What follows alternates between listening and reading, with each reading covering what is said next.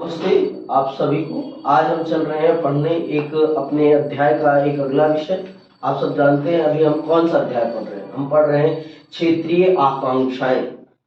कल हमने समझ लिया कि क्षेत्र और राष्ट्र में क्या अंतर होता है, क्षेत्र और राष्ट्र किस प्रकार से एक दूसरे के पूरक है, ये हमने समझ लिया है। अब हम चल रहे हैं समझने अपने एक प्रमुख क्षेत्र को। आज हम चल रहे हैं विस्तार से समझने जम्मू और कश्मीर को। आज ये एक केंद्र शासित प्रदेश बन चुका है।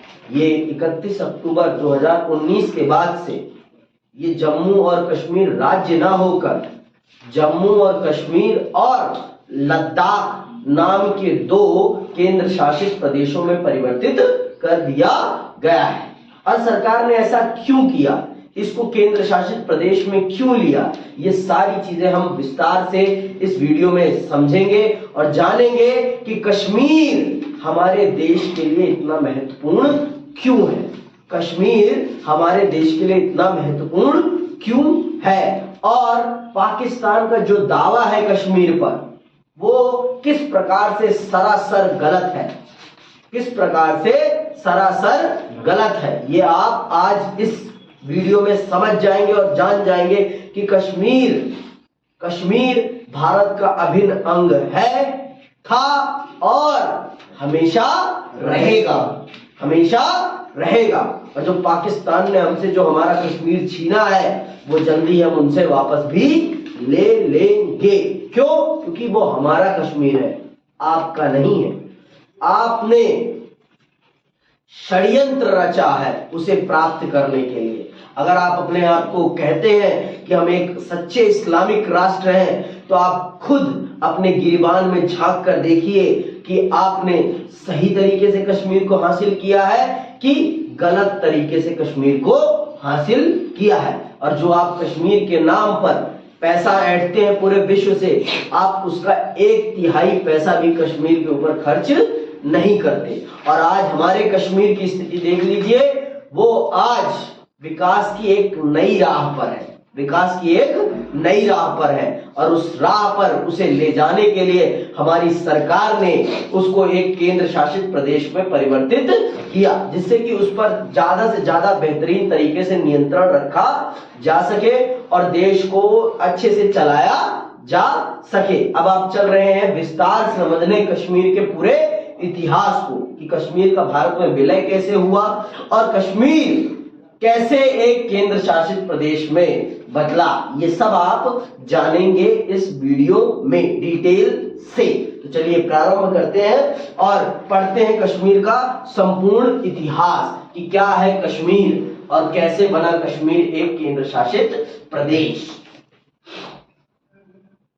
आपने जम्मू एवं कश्मीर में जारी हिंसा के बारे में सुना होगा। इसके परिणाम स्वरूप अनेक लोगों की जान गई और कई परिवारों का विस्थापन हुआ। कश्मीर मुद्दा भारत और पाकिस्तान के बीच एक बड़ा मुद्दा रहा है, लेकिन इस राज्य की राजनीतिक स्थिति के बहुत से आयाम हैं। आप सब जानते हैं कि पाकिस्तान और भारत में अगर किसी चीज को लेकर डिस्प्यूट है तो वो किसको लेकर है? कश्मीर को लेकर है।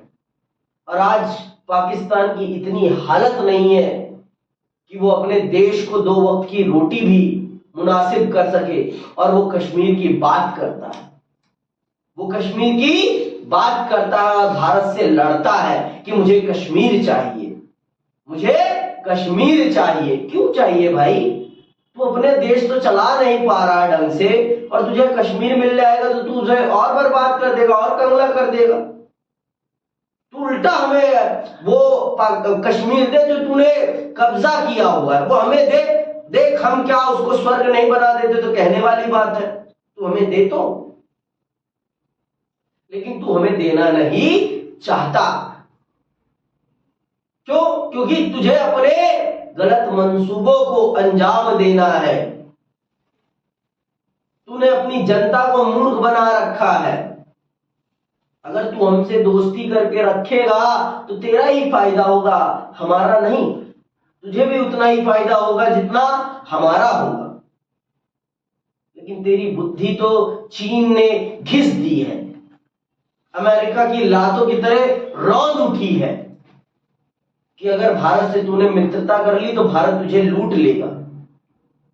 अरे मूर्ख, समझ इस बात को कि तू भारत का ही अंग है और तुझे भारत की पहचान से तू चाह कर भी अलग नहीं हो सकता। तू चाह कर भी भारत के अस्तित्व से अलग नहीं हो सकता, क्योंकि तेरा जन्म 1947 को हुआ है और भारत का जन्म पता नहीं कब हुआ है। तू अपने आप को भारत से अलग नहीं कर सकता किसी भी कीमत पर। तूने जो अपनी जनता के मन में द्वेष भरा है वो सरासर गलत भरा है। तूने गलत इतिहास पढ़ाया है, तूने चमचागिरी की है। किसकी? अमेरिका की। अमेरिका के हाथ की कठपुतली बना बैठा रहा और अपनी जनता की तूने क्या करी? कुछ नहीं करी हिमायत। अपनी जनता को तूने बर्बाद किया, सिर्फ किसके लिए? भारत को बर्बाद करने के लिए। जो दूसरों को बर्बाद करने के लिए खाई खोदता है ना, वो खुद उस खाई में खुद ब खुद गिर जाता है और फिर उसे उस खाई से कोई और निकाल नहीं पाता। ये सच है और ये हकीकत है और ये पाकिस्तान की जनता को समझना चाहिए। मूर्खतापूर्ण बात नहीं करनी चाहिए। इतिहास को पढ़ो, समझो और जानो कि आज आपके देश से ज्यादा मुसलमान हमारे देश अर्थात हिंदुस्तान में रहते हैं, भारत में रहते हैं। उनकी खुशहाली देख लो और अपनी बदहाली देख लो, आपको अंतर समझ में आ जाएगा कि किस देश का मुसलमान ज्यादा समृद्ध है, किस देश का मुसलमान ज्यादा प्रभावशाली है। यह आपको पता चल जाएगा किस मुसलमान के पास कितने अधिकार है। आप एक मुस्लिम राष्ट्र होते हुए भी मुसलमानों के साथ ही लड़ते रहते हो। आप अपनी मस्जिदों पर ही बमबारी करा बैठते हो और यहां ऐसा कुछ नहीं होता। बिना आईना देखे ना, आईने के ऊपर कीचड़ नहीं उछालना चाहिए। भारत के बारे में जानते हो लोग कुछ नहीं है, पर भारत को गाली बहुत देते हैं, पर पता नहीं क्यों। आजकल मैं मेरे फेसबुक पे मैं जब स्क्रॉल करता हूं तो मेरे फेसबुक पे बहुत आता है पाकिस्तान का कंटेंट। मैं देखता हूं तो मैं उनकी मूर्खता पर हंसता हूं कि यार थोड़ा तो पढ़ो, थोड़ा तो जानो। मैंने बताया ना, वहां की मिलिट्री ने उनके दिमाग में बारूद भर रखा है, उनके दिमाग में कुछ नहीं है और इस हिस्से को लेने के लिए वो कुत्ते की तरह लड़ रहे हैं। जो हिस्सा उन्हें मिला हुआ है उसको तो वो ढंग से रख नहीं पा रहे और एक नया घर एक नई जमीन को हथियाना चाहते हैं। पता नहीं किस उद्देश्य को पूरा करने के लिए वो ऐसा करना चाहते हैं। आगे सुनिए।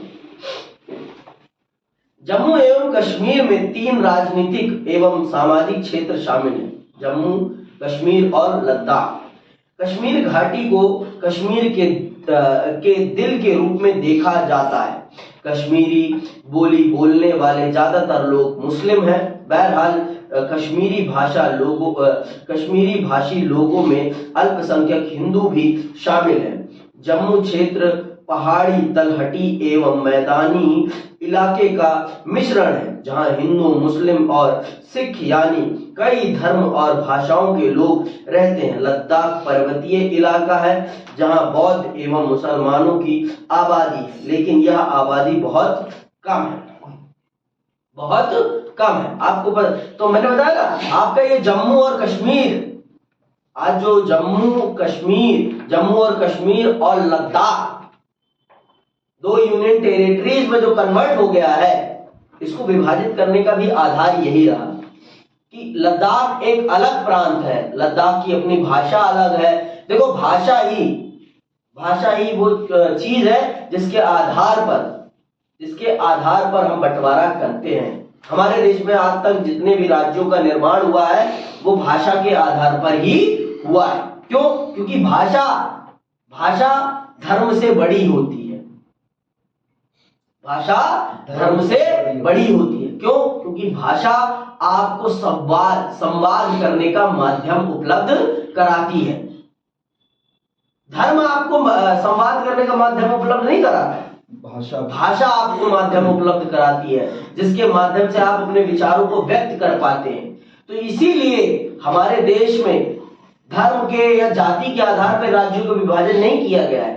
हमारे देश में राज्यों का विभाजन हमेशा भाषा के आधार पर किया गया है, और इसी कारण से आज हमारा देश बहुत ही अच्छे तरीके से चल रहा है, बहुत अच्छे तरीके से चल रहा है, बिना किसी कॉन्फ्लिक्ट्स के, बिना किसी भेदभाव के और बिना किसी कॉन्फ्लिक्ट्स के।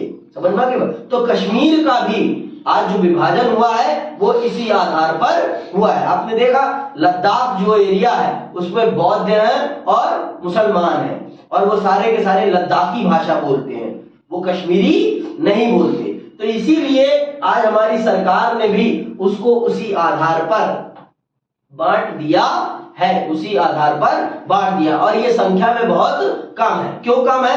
क्योंकि ये एरिया सफेद मरुस्थल है, यहाँ पर किसी भी प्रकार की वनस्पति उतनी मात्रा में उपलब्ध नहीं है जो जीवन के लिए जरूरी है। ये पूरा का पूरा बंजर एरिया है। बंजर का मतलब बंजर, यहाँ आपको सर्दियों में पानी पीने के लिए पानी तक नसीब नहीं होता, इतनी ज्यादा ठंड पड़ती है। आप सबने अगर YouTube देखा और लल्लन टॉप की एक सीरीज आई थी लद्दाख के ऊपर, देखना जरूर उसको, तो आप जानोगे कि क्या है लद्दाख की स्थिति, और लद्दाख के लिए एक अलग तरीके के कानून की मांग हो रही है। क्यों हो रही है? क्योंकि लद्दाख का तापमान बढ़ रहा है और बर्फ पिघल रही है बहुत ज्यादा, और अगर ये बर्फ पिघल जाएगी तो लद्दाख बर्बाद हो जाएगा, लद्दाख बर्बाद हो जाएगा। और लद्दाख आज के टाइम पर बहुत बड़ा टूरिस्ट प्लेस बन गया है, और ये ऐसा नहीं होना चाहिए। हमें एक सीमित मात्रा में वहां लोगों को भेजना चाहिए, नहीं तो वहां की जनजाति, वहां के लोग, वहां का पर्यावरण संकट में आ सकता है और आ रहा है। क्यों? क्योंकि यहां से लोग जाते हैं मौज मस्ती करने और वहां पर गंदगी फैलाकर चले आते हैं। ये लद्दाख की एक बहुत बड़ी समस्या हो गई है आज के समय में। आगे सुनो। तो कश्मीर मुद्दा भारत और पाकिस्तान के बीच सिर्फ विवाद भर नहीं है, इस मुद्दे के कुछ बाहरी तो कुछ भीतरी पहलू हैं। इसमें कश्मीरी पहचान का सवाल, जिसे कश्मीरियत के रूप में जाना जाता है, शामिल है। इसके साथ ही जम्मू कश्मीर की राजनीतिक स्वायत्तता का मसला भी इसी से जुड़ा हुआ है। देखो, कश्मीर के लोग अपने आप को भारतीय नहीं मानते, वो अपने आप को कश्मीरी मानते हैं। वो अपने आप को भारतीय नहीं मानते, वो अपने आप को कश्मीरी मानते हैं, ना कि भारतीय। और इसी कारण से इस क्षेत्र में स्वायत्तता की मांग के लिए आंदोलन होते हैं। इसी के कारण से वो भारत के खिलाफ आंदोलन करते हैं। क्यों? क्योंकि उनके मन में अभी तक ये भ्रम पैदा हो रखा है कि वो भारतीय नहीं, वो कश्मीरी। इस भ्रम को दूर करने के लिए भारत सरकार ने 31 अक्टूबर 2019 को जम्मू और कश्मीर को राज्य के दर्जे से हटाते हुए केंद्र शासित प्रदेश के रूप में परिवर्तित कर दिया, कि जिससे कि उनके मन में अब ये भ्रम न रहे कि वो कश्मीरी है। वो पहले भारतीय हैं, फिर वो कश्मीरी है। इस भ्रम को दूर करने के लिए भारत सरकार ने 31 अक्टूबर 2019 को उनकी वो कश्मीरी वाली जो मांग थी, कहा आप पहले कश्मीरी नहीं, आप पहले भारतीय हैं, फिर उसके बाद आप कश्मीरी हैं, आप मुस्लिम हैं। हमें आपके धर्म, आपके कश्मीरी होने से कोई दिक्कत नहीं है, आप भारतीय हैं, इस बात को आप स्वीकारें।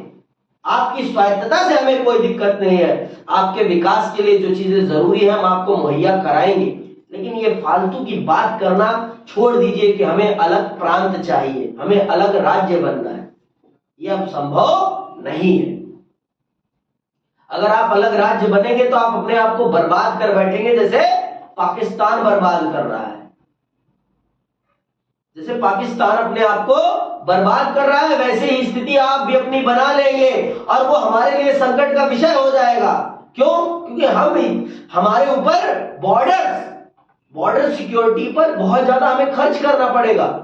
क्यों? क्योंकि आप अपने देश को सही से चला नहीं पाएंगे। हमारा अपने जो बॉर्डर वाले जो है रिलेशन वो सही नहीं है। समझ में आएगी? आप अपना देश सही से चला ही नहीं पाएंगे। क्यों? क्योंकि आपके पास कुछ है, आप लैंडलॉक्ड देश बन जाएंगे।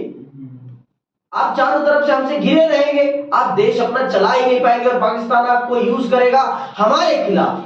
तो हम नहीं चाहते कि कोई हमारे खिलाफ किसी का प्रयोग करे, इसलिए आपको हम सब कुछ प्रदान करेंगे। पर ये बात करना छोड़ दीजिए कि आप कश्मीरी हैं, आप भारतीय नहीं।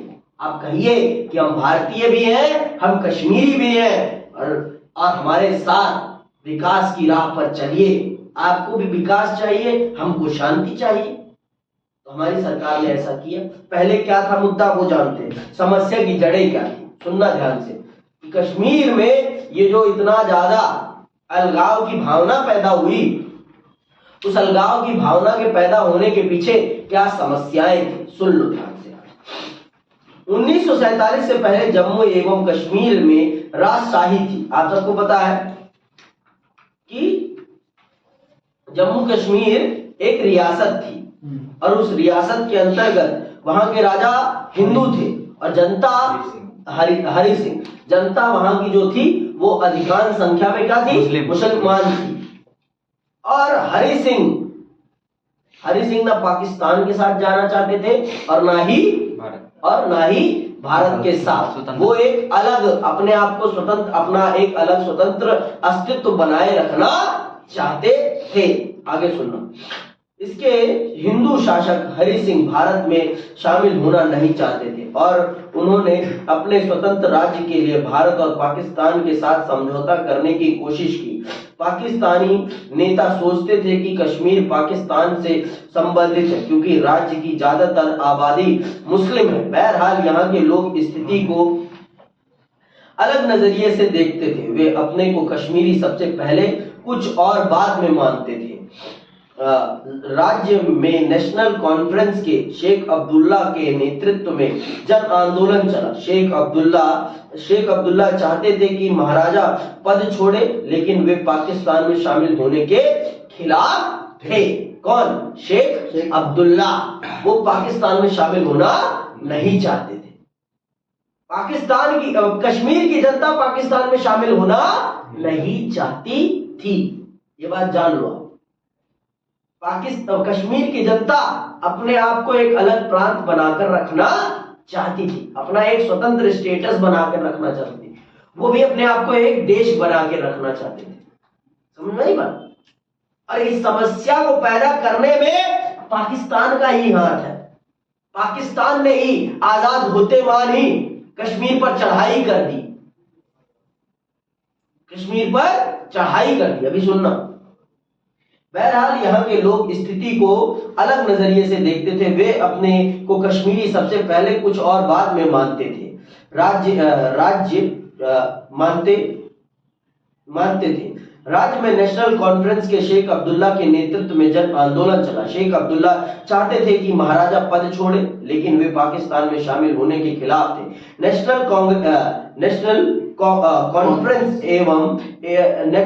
कॉन्फ्रेंस एक धर्मनिरपेक्ष संगठन था और इसका कांग्रेस के साथ काफी समय तक गठबंधन रहा। राष्ट्रीय राजनीति के कई प्रमुख नेता शेख अब्दुल्ला के मित्र थे। इनमें नेहरू भी शामिल है। ठीक है। अक्टूबर 1947, सुनना यहां से ध्यान से। अक्टूबर 1947 में पाकिस्तान ने कबायली घुसपैठियों को अपनी तरफ से कश्मीर पर कब्जा करने भेजा। ऐसे में अब देख लो खुद, ये कश्मीर की समस्या पैदा करने में किसका हाथ है? पाकिस्तान का हाथ है। क्यों भेजा भाई तूने इन कबायलियों को कब्जा करने के लिए? किसने कहा था? कश्मीर की जनता तो नहीं चाहती थी कि वो तेरे साथ मिले। वो तो अपने आप को एक स्वतंत्र राज्य बनाकर रखना चाहते थे। किसने कहा तुझे भेजने के लिए? आज खुद तूने समस्या पैदा करी है और फिर रोता है कि भारत तुझे कश्मीर नहीं दे रहा। क्यों दे भाई तुझे कश्मीर? क्यों दे हम कश्मीर? तेरा कहां से है कश्मीर? तेरी गलती के कारण ही वहां का महाराजा हमारे पास मदद मांगने आता, नहीं तो हम तो इंटरफेयर ही नहीं कर रहे थे उनके मैटर्स में। हम तो अपने देश के साथ खुश थे। तेरी गलती के कारण उनका महाराजा हमारे पास आया, उसने हमारे साथ विलय पत्र पे साइन किया, उसके बाद वो राज्य किसका हुआ? हमारा हुआ। तो अब तेरा कहां से अधिकार बता दे मेरे को पाकिस्तान, कहां से हो गया तेरा अब अधिकार?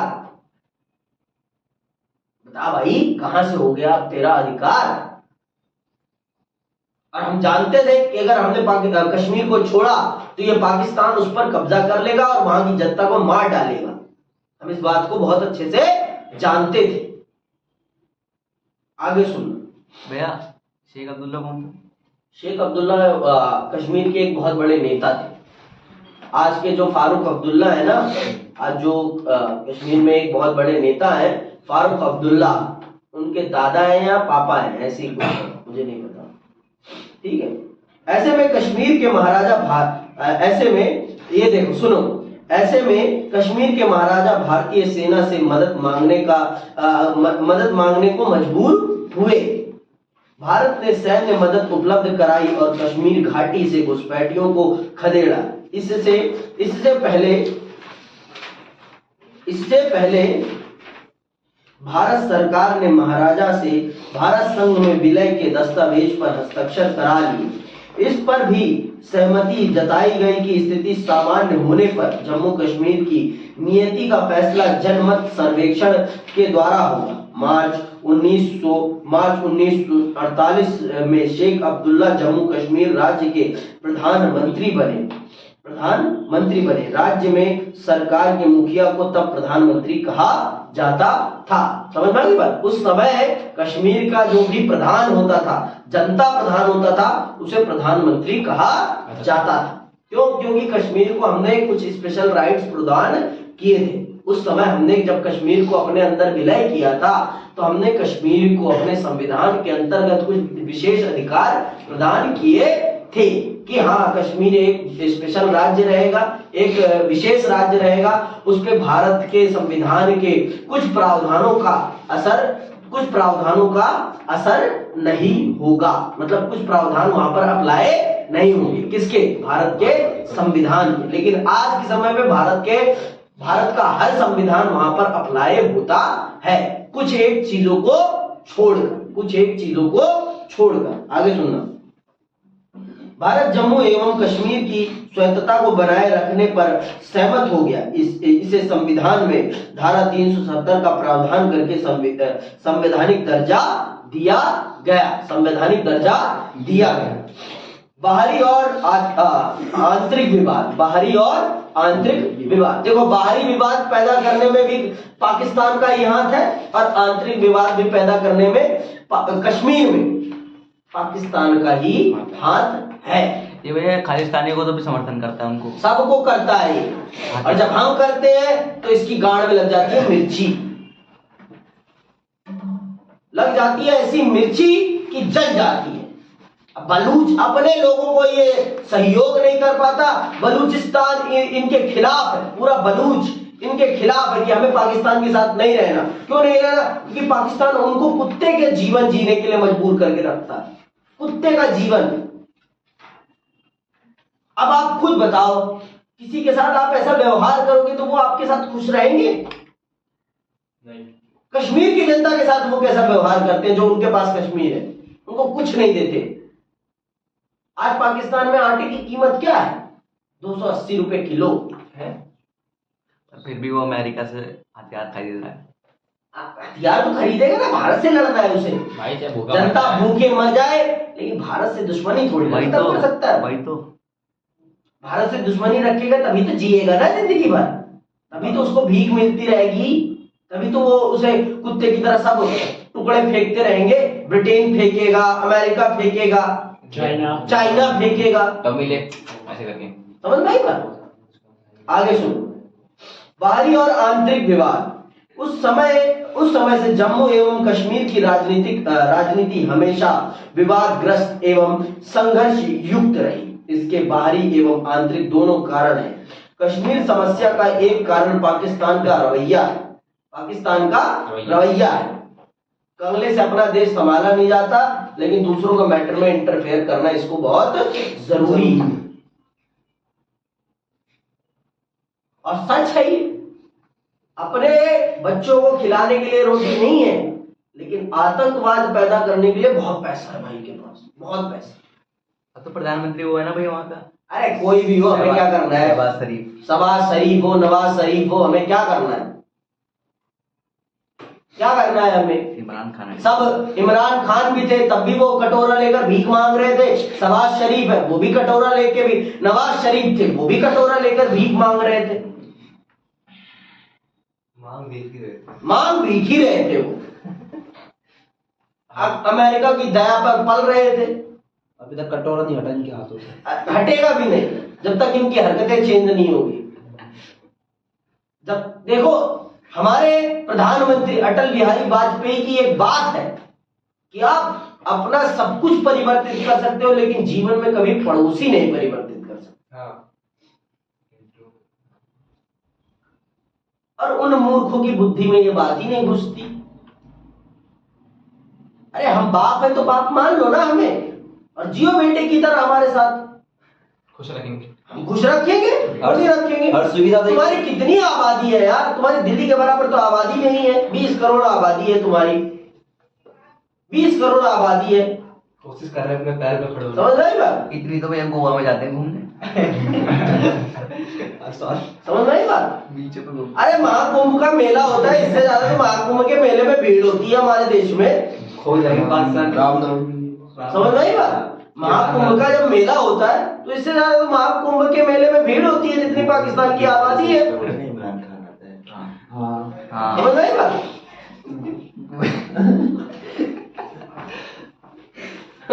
सही बात है। बोलो।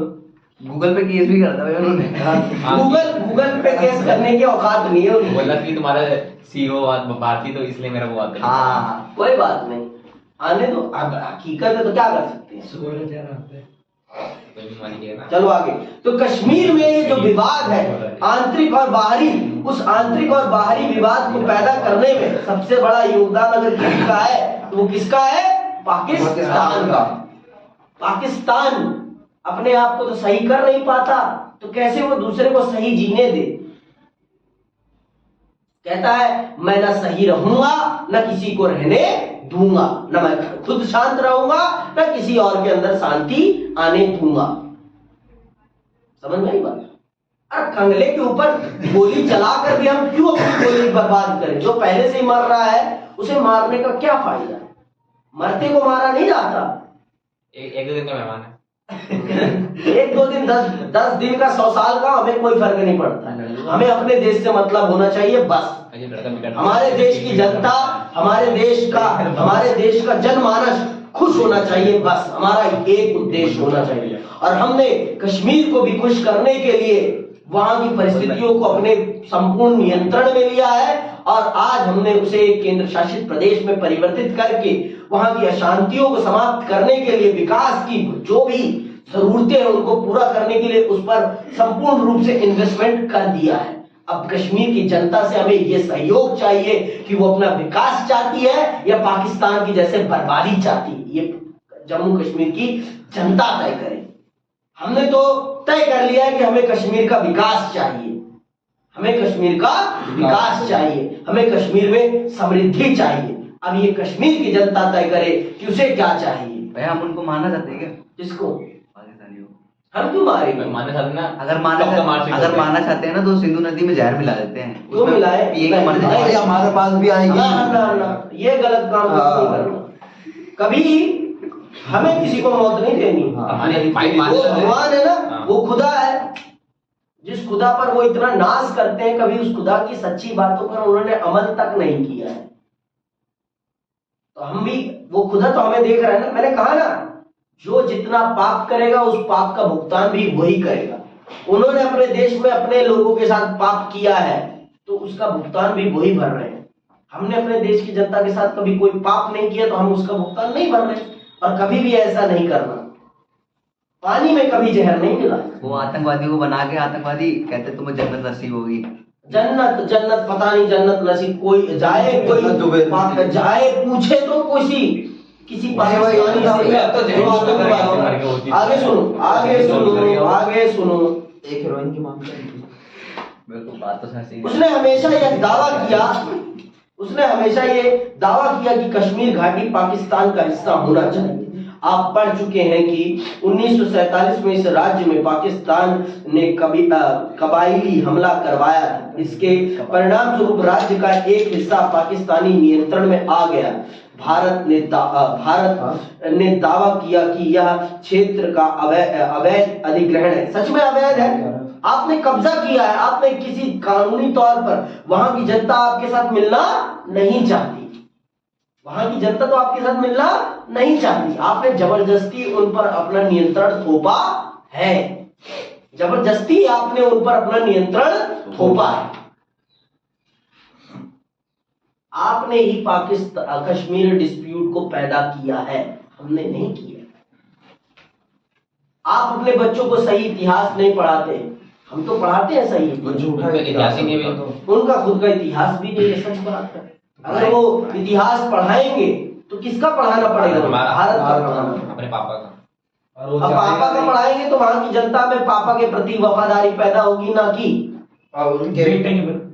समझ गए ना? अपना इतिहास, इसीलिए कभी बेटा अपना इतिहास पढ़ाता ही नहीं है। तो मैं पढ़ाता क्यों नहीं है? इतिहास होना भी अरे चाहिए। पढ़ाएगा, होना भी तो चाहिए ना।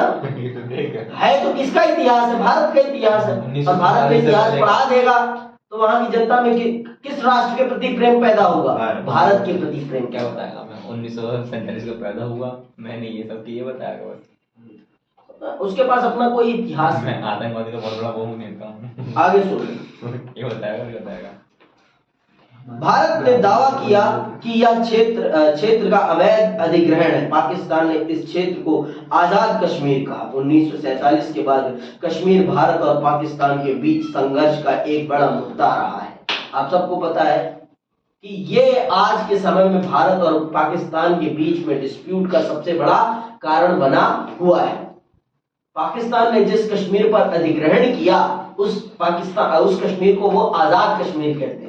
और जाके देखो ना, वहां के लोगों की आजादी ऐसी है कि कुत्तों का जीवन जी रहे हैं वो। उनके पास खाने के लिए 2 वक्त की रोटी तक नहीं है, उनके पास पढ़ने के लिए विद्यालय तक नहीं है, उनके पास आगे की पढ़ाई करने के लिए एक विश्वविद्यालय तक नहीं है। और हमारे कश्मीर में 15-20 विश्वविद्यालय है जहां ग्रेजुएशन पढ़ाई जा रही है, पोस्ट ग्रेजुएशन पढ़ाई जा रही है, डॉक्टरेट कराई जा रही है, और वो उनके पास कुछ भी नहीं। तो वो आजाद है। ऐसी आजादी है कि उनका विकास ही नहीं हो रहा। और हमारा गुलाम कश्मीर इतना आगे बढ़ रहा है कि क्या ही कहे। अब अंतर आप समझ जाओ कि हमारा कश्मीर गुलाम है कि उनका कश्मीर गुलाम है। उनका कश्मीर आजाद है कि हमारा कश्मीर आजाद है। पाकिस्तान की जनता भी जान जाए, थोड़ी मूर्खता से हट के थोड़ा सोचे तर्क संगत रूप से। पाकिस्तान की जनता भी चाहेगी कि भारत में मिलना है तो अमेरिका मिलने थोड़ी देगा। अब अमेरिका क्या, पाकिस्तान की जनता चाहे तो हम मिलाने के लिए सब कुछ करेंगे। अमेरिका कौन होता है हमारे मामले में इंटरफेयर करने वाला? वो भी अपना ही बच्चा। कौन है? बच्चा है।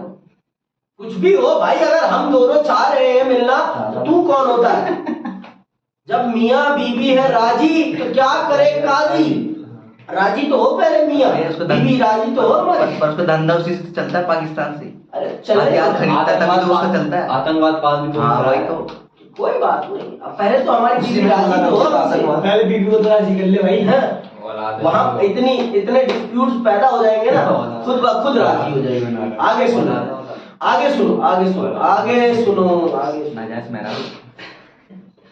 आंतरिक रूप से देखें तो भारतीय संघ में कश्मीर की हैसियत को लेकर विवाद रहा है। आप जानते हैं कि कश्मीर को संविधान में धारा 370 के तहत विशेष दर्जा दिया गया है।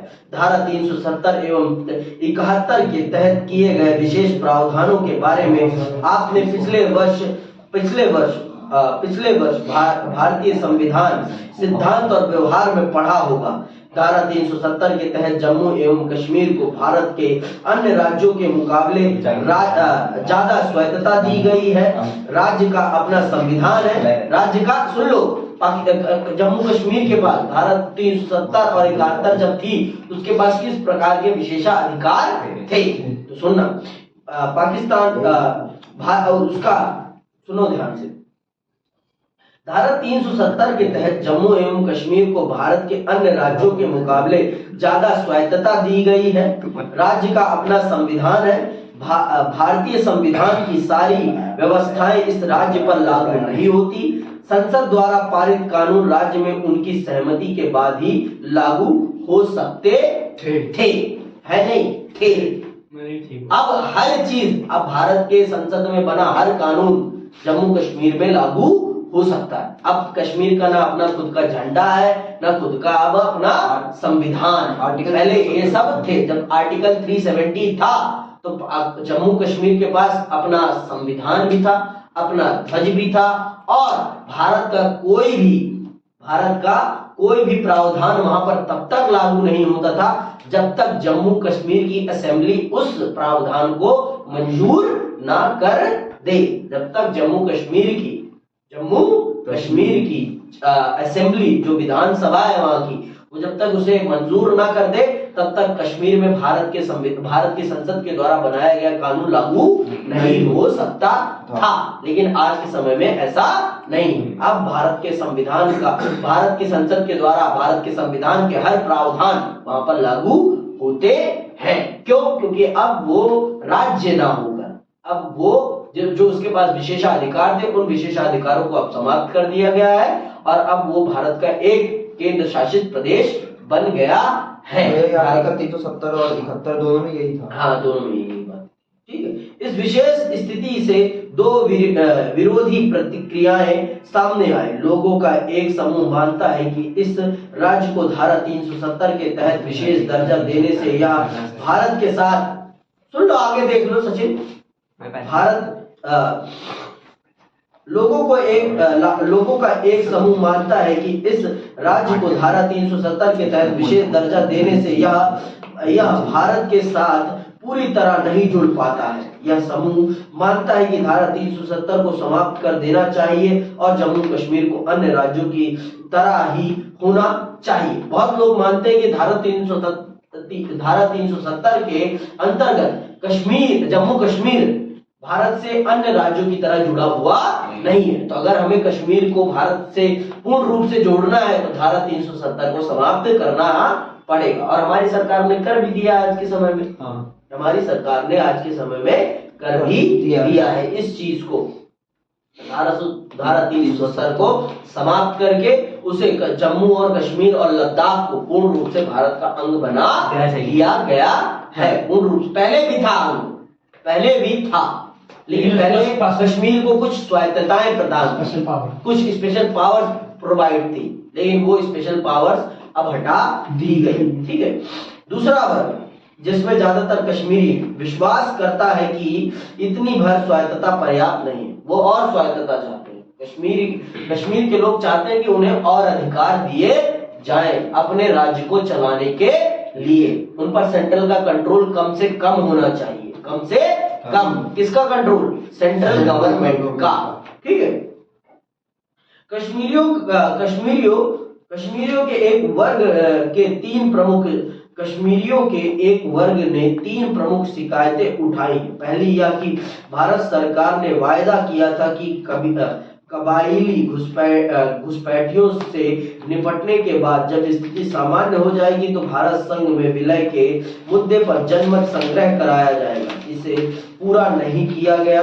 दूसरी, धारा 370 के तहत दिया गया विशेष दर्जा पूरी तरह से अमल में नहीं लाया गया। इसमें स्वायत्तता की बहाली अथवा राज्य को ज्यादा स्वायत्तता देने की मांग उठी। तीसरी शिकायत यह की जाती है कि भारत के बाकी हिस्सों में जिस तरह लोकतंत्र पर अमल होता है उस तरह का संस्थागत लोकतांत्रिक बर्ताव जम्मू कश्मीर में नहीं होता। और क्यों नहीं होता मैं भी आपको बता देता हूं। क्योंकि जम्मू कश्मीर हर राज्य की तरह सुरक्षित तो नहीं है ना। जिस प्रकार से हर राज्य सुरक्षित है उस प्रकार से जम्मू कश्मीर सुरक्षित नहीं है। और जम्मू कश्मीर को सुरक्षित बनाए रखने के लिए कश्मीर को उस तरीके से नहीं खोला जा सकता था जिस प्रकार से अन्य राज्यों को खोला गया है। और ये समस्या अगर किसी ने पैदा करी है तो किसने पैदा करी है? पाकिस्तान ने पैदा करी है। पाकिस्तान आपके ऊपर जो प्रतिबंध लगाए गए हैं उसके लिए पाकिस्तान जिम्मेदार है। पाकिस्तान जिम्मेदार है। राजनीति 1948 के बाद से, अब हम चल रहे हैं समझने, राजनीति 1948 के बाद से कश्मीर में कैसे हुई है। ठीक है। प्रधानमंत्री का पद संभालने के बाद शेख अब्दुल्ला ने भूमि सुधार की बड़ी मुहिम चलाई। उन्होंने इसके साथ साथ जन कल्याण की कुछ नीतियां भी लागू की। किसने? आपके शेख अब्दुल्ला, जो कश्मीर के पहले प्रधानमंत्री बनते हैं। भूमि सुधार की नीतियां लागू की। ठीक है, लागू की। इन सबसे यहाँ की जनता को फायदा हुआ। बहरहाल कश्मीर की हैसियत को लेकर शेख अब्दुल्ला के विचार केंद्र सरकार से मेल नहीं खाते थे। इससे दोनों के बीच मतभेद पैदा हुए। 1953 में शेख अब्दुल्ला को बर्खास्त कर दिया गया। कई सालों तक उन्हें नजरबंद रखा गया। शेख अब्दुल्ला के बाद जो नेता सत्तासीन हुए वे शेख की तरह लोकप्रिय नहीं थे। केंद्र के समर्थन के दम पर ही वे राज्य में शासन चला सके। राज्य में हुए विभिन्न चुनाव में धांधली और गड़बड़ी के गंभीर आरोप लगे। और ये सच भी है। क्या पढ़ाया मैंने, बताना सचिन, क्या पढ़ाया मैंने? शेख अब्दुल्ला को बर्खास्त कर दिया गया 1953 में। बर्खास्त करके क्या हुआ फिर? वहाँ की शांति स्थापित करने की कोशिश करी। अच्छा, ज्यादा ही नहीं पढ़ रहे आजकल। उन्हें नजरबंद कर दिया गया। मतलब भैया, मतलब उन्हें कैद कर दिया गया। उन्हें फालतू की बकवास करने की आजादी से दूर कर दिया गया। बेटा आप फालतू मत बोलो। अब कश्मीर भारत का अंग है तो उसी के हिसाब से बोलो। फालतू की बातें बोलोगे तो फिर दिक्कत हो जाएगी आपकी।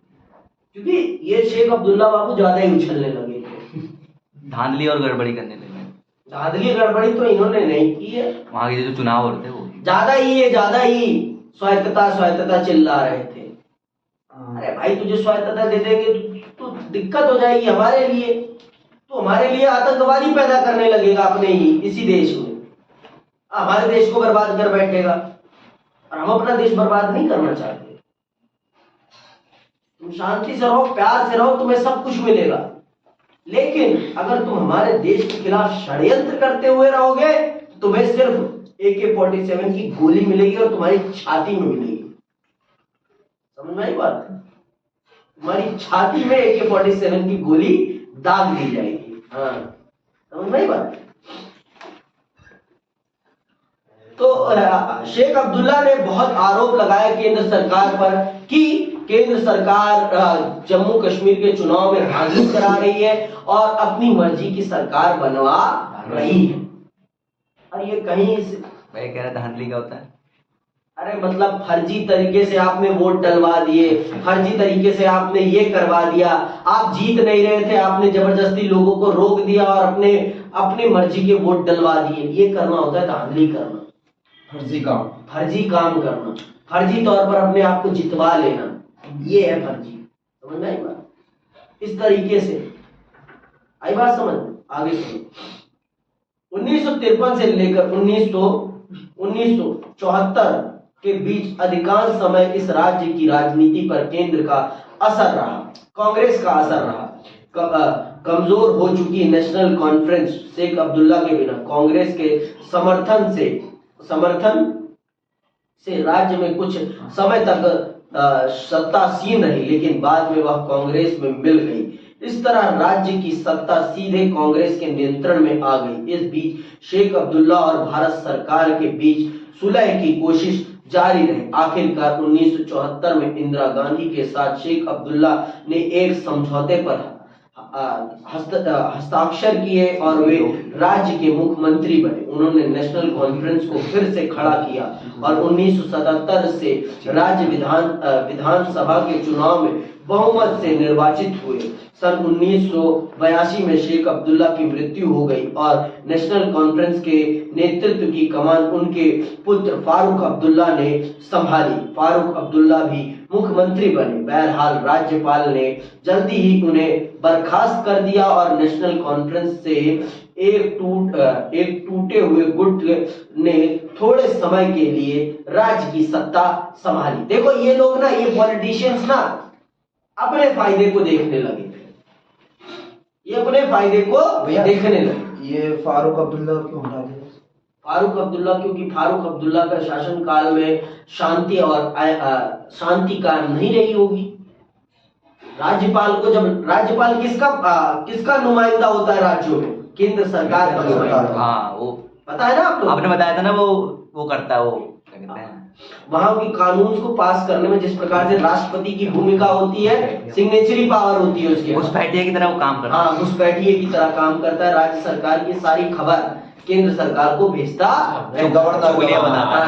चुगलखोर होता है, सास बहू होती है। सास केंद्र सरकार होती है और बहू आपके राज्यपाल बाबू होते हैं, जो सारी की सारी खबर किसको भेजते रहते हैं? केंद्र सरकार को, कि राज्य कैसे चल रहा है, राज्य कैसे चल रहा है, राज्य सही तरीके से चल रहा है, राज्य में कानून व्यवस्था केंद्र सरकार के अनुसार चल रही है या नहीं। तो अगर राज्यपाल ये भेज देता है कि राज्य केंद्र सरकार के नियमों के खिलाफ जा रहा है, तो केंद्र सरकार वहां उस सरकार को बर्खास्त करके राष्ट्रपति शासन लगा सकती है। तो जब कांग्रेस केंद्र सरकार को ये लगा कि जम्मू कश्मीर की सरकार देश की सुरक्षा के साथ खिलवाड़ कर रही है या देश के नियमों के खिलाफ चल रही है, तो उसने तब तक वहां की लोकतांत्रिक सरकार को बर्खास्त करके केंद्र का शासन स्थापित कर दिया। समझ में आई बात? आगे सुन लो, ठीक है, आगे सुन लो। केंद्र सरकार के हस्तक्षेप से फारूक अब्दुल्ला की सरकार को बर्खास्त किया गया था। इससे कश्मीर में नाराजगी के भाव पैदा हुए। शेख अब्दुल्ला और इंदिरा गांधी के बीच हुए समझौते से राज्य के लोगों का लोकतांत्रिक प्रक्रिया पर विश्वास जमा था। फारूक अब्दुल्ला की सरकार की बर्खास्तगी से इस विश्वास को धक्का लगा। 1986 के में नेशनल कॉन्फ्रेंस ने केंद्र में सत्तासीन कांग्रेस पार्टी के साथ चुनावी गठबंधन किया। इससे भी लोगों को लगा कि केंद्र राज्य की राजनीति में हस्तक्षेप कर रहा है। मतलब कश्मीर की जनता को ना पता नहीं क्या सनक छा रखी थी कि वो भारत की सरकार पर भरोसा नहीं कर रही,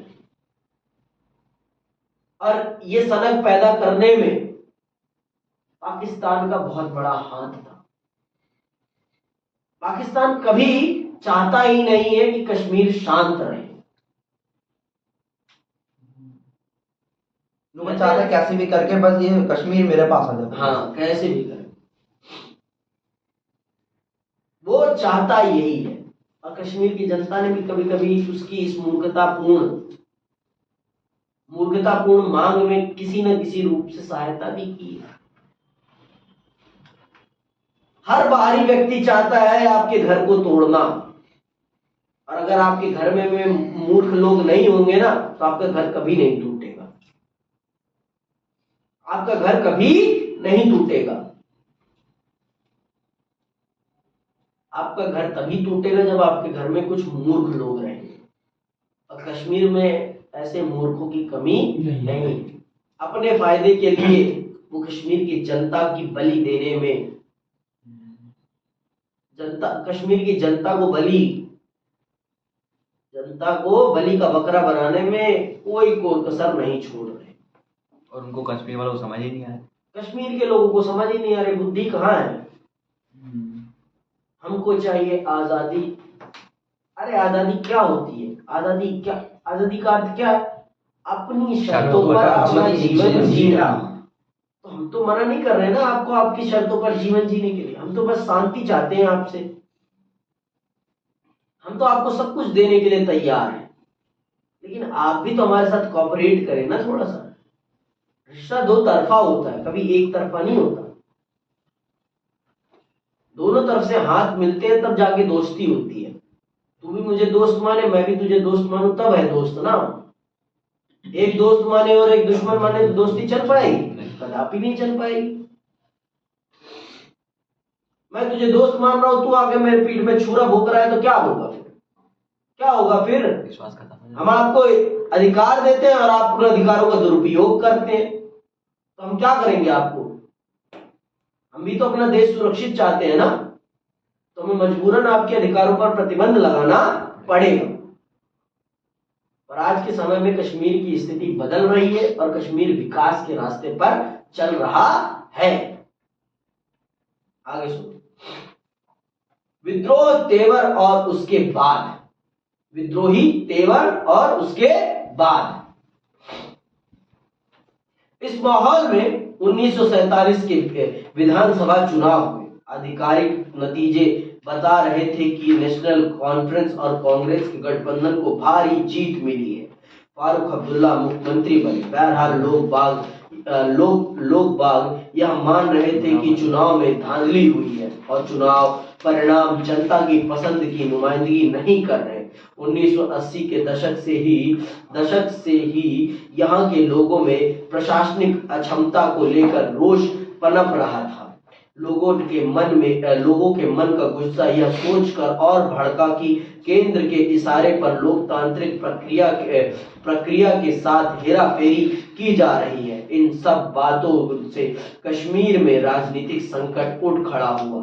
इस संकट ने राज्य में जारी उग्रवाद के बीच गंभीर रूप धारण किया। 1989 तक यह राज्य उग्रवादी आंदोलन की गिरफ्त में आ चुका था।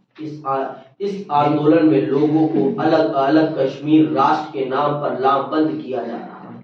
उग्रवादियों को पाकिस्तान ने नैतिक, भौतिक और सैन्य सहायता दी। सुन लो, पैसे की सहायता, हर चीज की सहायता दी कि आप लोग अलग हो भारत से। अपनी हालत नहीं देख रहा था वो कि उसकी जनता बर्बाद हो जाए, उसे कोई फर्क नहीं पड़ता, लेकिन भारत से कश्मीर अलग होना चाहिए। भारत से कश्मीर अलग होना चाहिए, इसे ये चाहिए। हम भी तो हम तुम्हारे बाप हैं, ये भूल जाता है पाकिस्तान कि हम तुम्हारे बाप हैं। अब बाप के सामने ना विद्रोह नहीं किया जाता। बाप फिर गांड पे डंडे मारता है, डंडे मार के ना गांड को सुझा देता है, कहता है बैठ जा बेटा। फिर पालक तो नहीं, अब फिर दोबारा तेल लगाता है। समझ में आई बात? जब फिर फालतू की बात बाद में नरम ठीक हो जाती है, फिर दोबारा उछलता है बेटा। हाँ, बेटे को बाप के सामने नहीं उछलना चाहिए। बेटे को बाप के सामने बेटा ही रहना चाहिए, बाप बनने की कोशिश नहीं करनी चाहिए। तो आगे सुनो। आपको महीना महीना टोचन देना चाहिए। कई सालों तक इस राज्य में राष्ट्रपति शासन लागू रहा। राज्य पर सेना को नियंत्रण रखना पड़ा। 1990 से बाद के समय में इस राज्य के लोगों को उग्रवादियों और सेना की हिंसा भुगतनी पड़ी। 1996 में एक बार फिर इस राज्य में विधानसभा के चुनाव हुए। फारूक अब्दुल्ला के नेतृत्व में नेशनल कॉन्फ्रेंस की सरकार बनी और उसने जम्मू कश्मीर के लिए क्षेत्रीय स्वायत्तता की मांग की। जम्मू कश्मीर में 2002 के चुनाव बड़े निष्पक्ष ढंग से हुए। नेशनल कॉन्फ्रेंस को बहुमत नहीं मिल पाया। इस चुनाव में पीपुल्स डेमोक्रेटिक अलायंस और कांग्रेस की गठबंधन सरकार सत्ता में आई। अलगाववाद और उसके बाद, इन सब आंदोलनों के बाद, देखो जितना आप आंदोलन बेफजूल का आंदोलन करोगे ना, उतना ही ताकत आपको दबाने की कोशिश करेगी, उतना ही ताकत आपको दबाने की कोशिश करेगी। समझ में आई बात? तो कृपया फालतू की बकवास ना करें और देश की स्वायत्तता और देश की अखंडता और स्वतंत्रता का आदर करते हुए अपने जीवन को जिए। समझ में आई बात? अगर आप देश की स्वतंत्रता पर किसी भी प्रकार से हमला करेंगे तो देश भी आपको छोड़ेगा नहीं, आपको भी तोड़ेगा अच्छे से। समझ में आई बात? आगे सुनना। अलगाववाद और उसके बाद 1989 से जम्मू कश्मीर में अलगाववादी राजनीति ने सर उठाया था। उसने कई रूप लिए और इस राजनीति की कई धाराएं हैं। अलगाववादियों का एक तबका कश्मीर को अलग राष्ट्र बनाना चाहता है, यानी एक ऐसा कश्मीर जो ना पाकिस्तान का हिस्सा हो और ना भारत का। कुछ अलगाववादी समूह चाहते हैं कि कश्मीर का विलय पाकिस्तान में हो जाए। अलगाववादी राजनीति की एक तीसरी धारा भी है। इस धारा के समर्थक चाहते हैं कि कश्मीर भारत संघ का ही हिस्सा रहे, लेकिन उसे और स्वायत्तता दी जाए।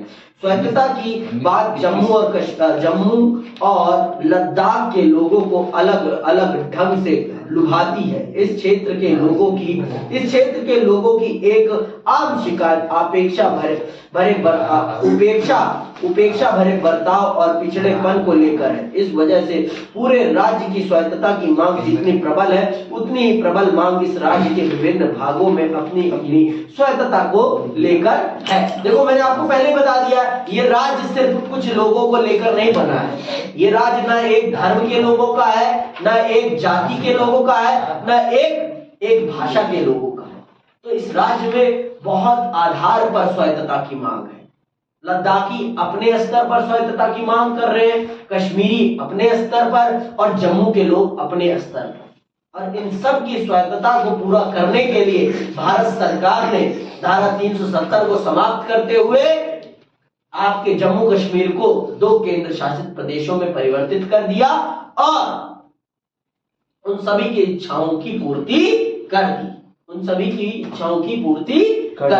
समझ में आई बात?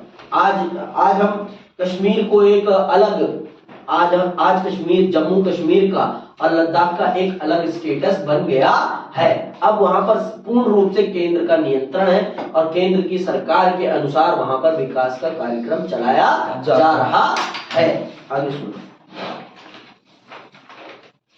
शुरुआती सालों में उग्रवाद को लोगों का समर्थन हासिल था, लेकिन अब यहाँ के लोग शांति की कामना कर रहे हैं। केंद्र के विभिन्न अलगाववादी समूहों से बातचीत शुरू कर दी है।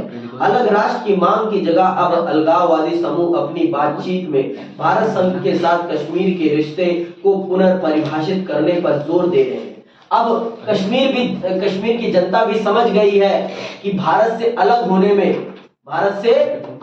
में कश्मीर का फायदा नहीं है। अब कश्मीर की जनता भी ये मान रही है कि उसे भारत के साथ रहना चाहिए, पर भारत को उसे कुछ विशेष सुविधाएं देनी चाहिए। और इस बात पर इन विषयों पर आज के समय में कश्मीर के लोगों का, कश्मीर के नेताओं का भारत की सरकार के साथ बातचीत हो रही है और अच्छे तरीके से बातचीत हो रही है। और अब कश्मीर भारत से अलग होने की बात नहीं कर रहा। क्यों? क्योंकि वो देख रहा है कि जो कश्मीर पाकिस्तान के पास है, उस कश्मीर का क्या हाल है, वो भली भांति इस चीज को जान रहे हैं। वो जान रहे हैं कि कश्मीर के नाम पर पाकिस्तान ने दुनिया से कितना पैसा ऐंठा है और उस पैसे का उसने क्या प्रयोग किया है, वो भी इस बात को जान रहे हैं। आगे इसको स्पेशल राइट्स का दे दीजिए। अरे कुछ नहीं, स्पेशल राइट्स मतलब विकास दो, हमें भी विकास चाहिए। शासित प्रदेश है, समझ में? हमें भी विकास चाहिए। हमें विकास के अलावा और कुछ नहीं चाहिए। क्या हुआ? टॉपिक चेंज है। क्या टॉपिक चेंज है? आपने क्या 2002 और इसके आगे 2002 और इसके आगे कोई बात नहीं, वो भी पढ़ देंगे। रुक जाओ भैया, हमारे में भी हुई है भैया। वर्ड टॉपिक बस अलग है, बस जो आप पैराग्राफ पढ़ रहे हो थोड़ा ऊपर नीचे हो रखा है। कोई बात नहीं, यही चीजें हैं और कुछ नहीं। हाँ, सेम ही है, सेम ही चीजें हैं। और ऊपर नीचे हो। अलगाव कुछ अलग नहीं है। बुक की रीप्रिंटिंग नहीं हुई है अभी तक। हाँ, 2000 प्रिंटिंग बुक की नहीं हुई है 2004 के बाद से। ठीक है, 2004 के बाद से रीप्रिंटिंग बुक की नहीं हुई। अब बुक के सिलेबस में भी कोई खास चेंज नहीं हुआ। टॉपिक चेंज कर दिया होगा, नाम चेंज कर दिया होगा टॉपिक का, और कुछ भी चेंज नहीं हुआ। ठीक है, सारी चीजें हुई। आगे सुनिए। तो जम्मू कश्मीर बहुलवादी समाज और राजनीति का एक जीवंत उदाहरण है। मतलब यहाँ पर एक समुदाय, एक धर्म, एक जाति, एक भाषा के लोग नहीं है, बहुभाषी है ये राज्य, बहुभाषी है, बहुधर्मी है, बहुधर्मी है। एक धर्म का राज्य नहीं है, न एक भाषा का राज्य है, न एक संस्कृति का राज्य। तो बातें, सबकी मांगे भी अलग अलग है, एक जैसी नहीं है। तो आज जैसे दिल्ली, जैसे दिल्ली, हाँ, और समझ में आया? दिल्ली तो आप कह सकते हैं दिल्ली तो छोटा भारत है। दिल्ली क्या है? छोटा भारत है, मिनी इंडिया। मिनी इंडिया है ये भारत। समझ में आया? आपको दिल्ली में दुनिया का, भारत का हर व्यक्ति मिल जाएगा, हर क्षेत्र का एक ना एक व्यक्ति मिल जाएगा, हर क्षेत्र का एक ना एक व्यक्ति आपको दिल्ली में मिल जाएगा। इसीलिए तो दिल्ली को क्या कहते हैं? Mini India. अब तो ये छोटा भारत। आगे सुनो, आगे सुनो। Part of India. यहाँ धार्मिक, सांस्कृतिक, भाषाई, जातीय और जनजातीय यानी हर तरह की विविधता है। साथ ही राजनीतिक आकांक्षाएं भी एक सी नहीं है। हर एक तरफ इस राज्य में विभिन्नताएं और इसी के अनुकूल अलग अलग राजनीतिक आकांक्षाएं हैं, तो दूसरी तरफ संघर्ष और तनाव की स्थितियां भी बदस्तूर कायम है। लेकिन इन सबके बीच राज्य की बहुलतावादी, धर्मनिरपेक्ष संस्कृति अधिकांशतः अक्षुण्ण बनी हुई है। मतलब अब जम्मू कश्मीर अपने विकास की राह पर निकल गया है। इन सभी के साथ अपनी विविधता को बनाए रखते हुए वो अपने विकास की राह पर निकल गया है, और वो अपने विकास में अब किसी भी प्रकार की बाधा नहीं चाहता। अब वो अपने विकास में किसी भी प्रकार की बाधा नहीं चाहता। मांगे सबकी अलग अलग है, क्योंकि चीजें सब, भाई मेरी जरूरत कुछ और है, इनकी जरूरत कुछ और इनकी जरूरत कुछ और, तो सबकी जरूरतें अलग अलग है, लेकिन सब अब मिलजुल कर एक साथ रहने के लिए तैयार है। और सबकी जरूरतों को ध्यान में रखने का भी हमारी सरकार प्रयास कर रही है। और आज हमारा देश एक संगठित रूप से आगे बढ़ रहा है। पाकिस्तान की तरह कंगला नहीं है। पाकिस्तान भीख मांगने के लिए मजबूर है, अपनी गलतियों के कारण मजबूर है, और ऐसी गलतियां करता रहेगा तो पुनः पुनः वो भीख मांगता रहेगा जीवन भर। उसे अपने पड़ोसी अर्थात अपने भारत से मैं कह रहा हूं, क्यों? क्योंकि भारत से वो अलग नहीं है। उसे अपने भारत से मदद मांगनी चाहिए, और भारत के साथ रिश्ते अच्छे करने चाहिए, और भारत की सेना को वहां पर अनुमति देनी चाहिए कि भारत की सेना जाए और जहां जहां आतंकवादी हैं उनका सर धड़ से अलग कर दे, जिससे कि पाकिस्तान में भी शांति आ सके। पाकिस्तान की सेना में वो कुव्वत नहीं है, वो बल नहीं है इस चीज को करने की, लेकिन भारत की सेना में है। भारत की सेना को मौका दिया जाए पाकिस्तान की सेना के द्वारा कि पाकिस्तान में आए आप लोग और इन आतंकवादियों के सर धड़ से अलग करें, हमें भी इनके चंगुल से आप ही बचाएं। भारत की सेना हंसते खेलते जाएगी और उनका खात्मा कर आराम से पाकिस्तान की सरकार को पाकिस्तान वापस करके चली आएगी। हम कभी किसी के ऊपर कब्जा करने की नीति से हमला नहीं करते। नहीं तो हमने 2 बार पाकिस्तान के लाहौर तक कब्जा कर लिया है। हम चाहते तो पाकिस्तान को तभी अपने नियंत्रण में ले लेते। 1971 में भी हम पाकिस्तान में घुस गए थे और 1965 में भी हम पाकिस्तान के अंदर तक घुस गए थे। तो पाकिस्तान को अपनी औकात याद रखनी चाहिए, हमेशा याद रखनी चाहिए कि वो भारत का बच्चा है, तो बच्चे की तरह व्यवहार करे, बाप बनने की कोशिश ना करे। बाप हमेशा बाप ही रहता है, कुछ भी हो जाए। आज के लिए बस इतना ही। धन्यवाद। जय हिंद, जय भारत।